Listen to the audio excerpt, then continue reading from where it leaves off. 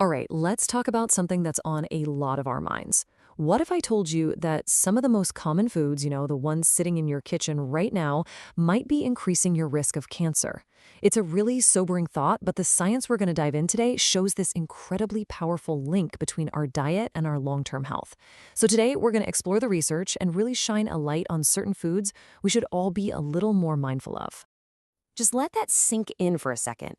Everyday items, things we grab at the store and eat without a second thought, could be quietly playing a role in our long term health risks. It's kind of startling when you think about it that way, isn't it? And that, right there, is the big question we're tackling today. We're not just going to give you a long list of foods to avoid. That's not the point. We're going to break down the science so you understand why they pose a risk.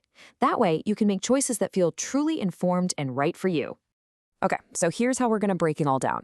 To make this stuff easier to digest, we've organized it into 5 key areas. We'll kick things off with what we're calling the processing problem. Then we'll look at hidden contaminants that sneak into our food. After that, we'll explore the high heat cooking risk. Yep, how you cook matters. Then we'll zoom out to look at risky dietary patterns as a whole. And don't worry, we'll end on a super positive note with the whole food solution. First up, the processing problem. Now, this is all about the sneaky risks that get added to our food way before it ever gets to our kitchens. We're talking about things done in the name of a longer shelf life or, to make something taste a certain way. So, this right here is a really big deal. The World Health Organization, the WHO, classifies processed meat as a Group 1 carcinogen.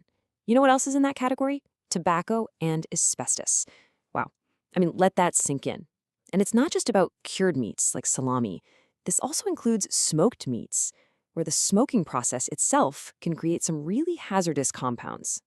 And listen, we're not talking about some obscure, hard-to-find foods here. This is the bacon you have for breakfast, the hot dogs at the family barbecue, and the ham in our sandwiches. It's because they are so common in our diets that this becomes such a critical conversation to have. And this isn't some vague, maybe it's bad kind of warning. The research is shockingly specific. Eating just 50 grams of processed meat a day, and to put that in perspective, that's about 4 strips of bacon, is linked to an 18% increase in the risk of colorectal cancer. That is a direct, measurable impact from what seems like a small, daily habit. But the processing problem goes way beyond just meat. Just look at this. Take soda, for instance. The risk isn't just the sugar, it's also high fructose corn syrup and a chemical called 4-methylimidazole, which is used in some of those caramel colorings, and that's been linked to pancreatic cancer. And what about diet products? Well, they often have artificial sweeteners like aspartame, which some studies have linked to lymphoma and leukemia. Then you have hydrogenated oils. They create those dangerous trans fats that can actually double the risk of breast cancer. And even something as simple as white flour, when it's bleached and refined, it can cause these big insulin spikes that might just fuel cancer growth. Okay, let's move on to our second category, contaminants. With these, the danger isn't something added on purpose. It's about what gets into our food along its journey, from the farm to the factory, all the way to the package on the grocery store shelf. We all reach for an apple or a handful of strawberries thinking it's the absolute healthiest choice. But the source material here points out a hidden risk: pesticides. When they're grown conventionally, some of our absolute favorites, like apples, peaches, grapes, and strawberries, can carry the highest concentrations of these potentially harmful chemicals. This next one is a completely invisible threat. See, many food cans are lined with a plastic that has the chemical BPA in it. The real problem starts when you put acidic foods in there, like canned tomatoes. The acid in the tomatoes literally causes the BPA to leach out of the lining and go directly into your food. And this chemical has been linked to a whole range of health issues, including cancer. And it's not just pesticides and packaging we have to think about. The source also points a finger at farm salmon. To get that signature pink color we all recognize, these fish are often fed a diet that contains chemical additives. And that raises a pretty obvious question, right? If the fish are eating these chemicals, are we? Okay, so we've talked about what's added to our food and what gets on our food. But what about the risks we create ourselves, right in our own kitchens? This next section is all about how high heat cooking can actually transform seemingly harmless foods into something else. Let's talk about something called acrylamide. Now, this isn't an ingredient and it's not a contaminant. It's a chemical that's literally created when you cook starchy foods at high temperatures. You know that beautiful browning effect we all love on toast or potatoes? Well, that's the result of a chemical reaction that, unfortunately, also produces this probable carcinogen. So where does this chemical pop up? Sadly, in two of the most popular snacks on the entire planet. That amazing, crispy, golden brown texture that makes French fries and potato chips so delicious, that's your sign that the very chemical reaction that creates acrylamide has happened. Microwave popcorn is such a unique case because it's like a 1-2 punch of risk. First, you've got the bag's lining. It has chemicals that, when you heat them up, can be linked to liver and pancreatic cancer.